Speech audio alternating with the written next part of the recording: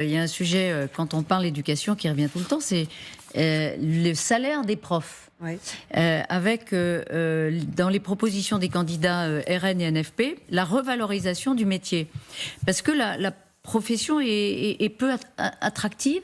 Parce qu'on dépense toujours beaucoup d'argent dans l'éducation nationale. On se demande pourquoi ils sont payés si peu. Est-ce qu'il y a de la dépense inutile ? On se souvient, près de 20 ans plus tard, de la formule de Claude Allègre, ministre de l'Éducation en 97, dégraisser le mammouth. Alors commençons avec quelques chiffres. L'éducation nationale, pour rappel, c'est le plus gros poste de dépense de l'État. 63 milliards d'euros en 2024. Le nombre de fonctionnaires d'État est aussi le plus important dans la fonction publique. 1,2 million personnes, dont, Julien le disait, près de 900 000 profs. Alors, 1,2 million du temps d'Allègre, juste pour la comparaison, c'était 1 million.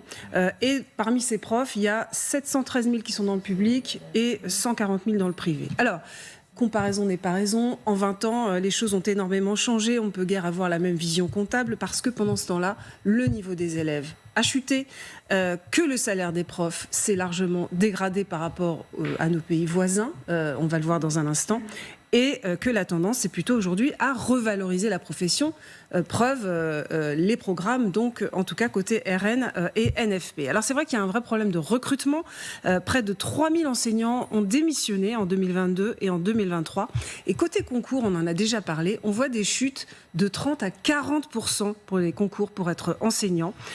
3100 postes n'ont pas été pourvus en 2023, après 4000 en 2022. C'est un problème qui touche essentiellement les maths, l'espagnol et les lettres modernes. Donc des matières qui sont fondamentales, évidemment.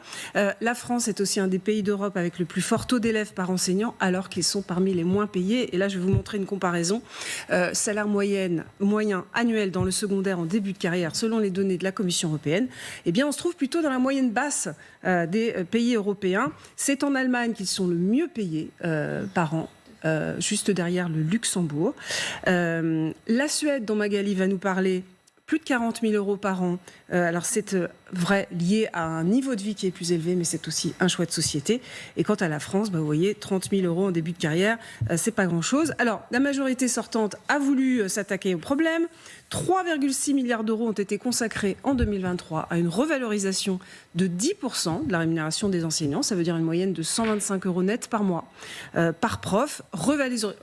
Revalorisation qui était essentielle et qui était assortie d'un pacte. C'est-à-dire que ces augmentations de salaire, en contrepartie, il y a des missions qui sont assignées comme des heures de remplacement, mais ça n'a pas redonné d'attractivité au métier. Alors, dans les programmes, Benjamin nous le disait, le nouveau Front populaire parle d'augmenter les grilles salariales. Le Rassemblement national parle de manière plus floue de revaloriser le métier d'enseignant. Et Ensemble pour la République, donc la majorité sortante, estime sans doute avoir fait suffisamment, justement par rapport aux revalorisations, et n'annonce comme dépense que le resto à 1 euro pour les boursiers et la construction de 35 000 logements étudiants. Bien, vous avez autour de vous des enseignants qui ont démissionné ou non, qui subissent leur métier plutôt que... Parce que en réalité, quand on va dans les écoles, on rencontre souvent des enseignants passionnés, passionnants, extrêmement engagés. On en parle peu, et qui font un travail remarquable auprès des enfants. Après, il y a de tout. Mais la grande démission de l'éducation nationale, vous l'avez perçue autour de vous ? Le désarroi quand même de certains professeurs qui quand même ont du mal à enseigner, notamment dans les zones d'éducation prioritaire, où ils disent la complexité quand même d'arriver à faire suivre, à maintenir le programme. Et c'est vrai que quand on compare avec ce qui se passe dans d'autres pays européens, on voit aussi que le statut social du professeur, de l'instituteur même, est extrêmement reconnu. C'est-à-dire un peu comme un médecin, un avocat. Comme c'était en France pendant longtemps. Et ils souffrent de ça aussi, certainement. Oui, mais justement, alors continuez Magali, parce que vous avez regardé... Vous aviez un petit mot à dire ? Non, je constate que dans nos générations trentenaires, le parcours d'enseignant est surtout vu comme une voie de reconversion, si jamais on n'y arrive pas. C'est-à-dire que On n'y va pas prioritairement. On se dit pas, moi je vais être instituteur. Si j'y arrive pas dans ma voie, bon, allez, je vais peut-être réussir à être enseignant entre guillemets par défaut. Au pire, je ressens beaucoup ça dans une génération de trentenaires qui peut-être au bout d'un moment ont envie de sortir de la voie du privé, etc.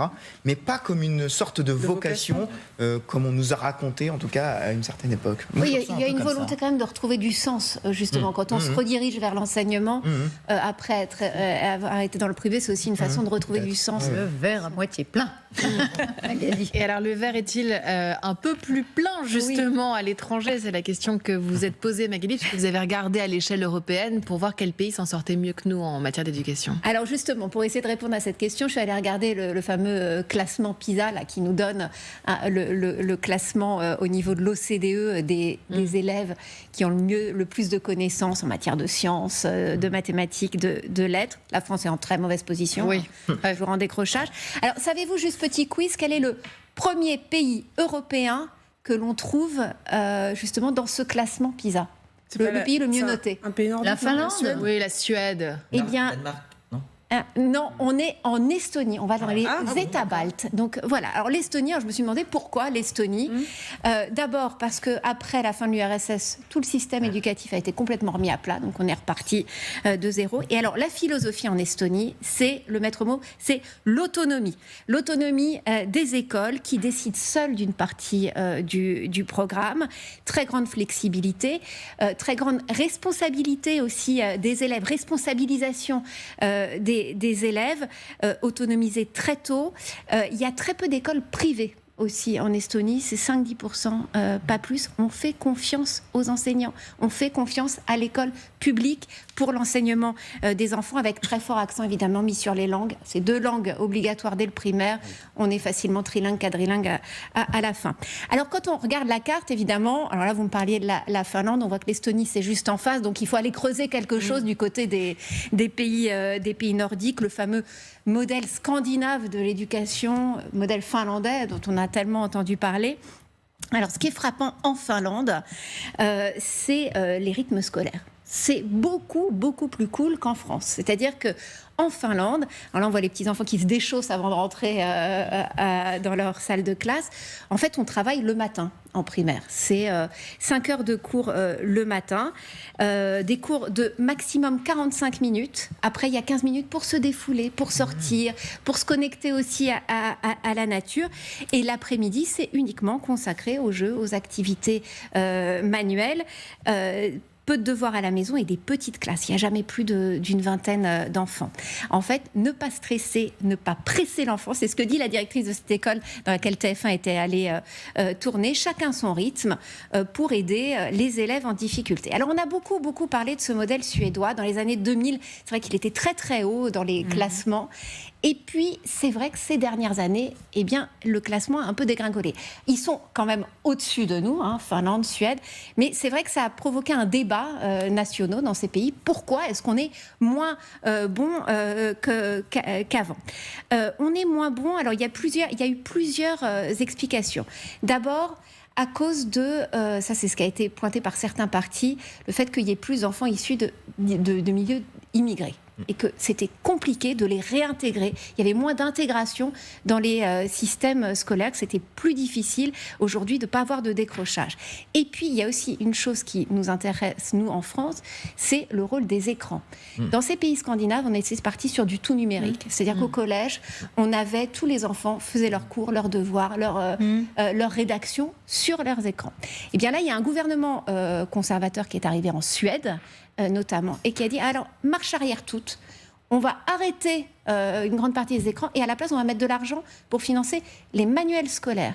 2024-2025, 100 millions d'euros investis pour remettre les manuels scolaires. Alors, c'est surtout, évidemment, pour la lecture, pour la rédaction, réapprendre vraiment aux enfants à écrire à la main. On va voir ce que ça va donner si vraiment il y a un changement aussi dans le classement PISA des prochaines années.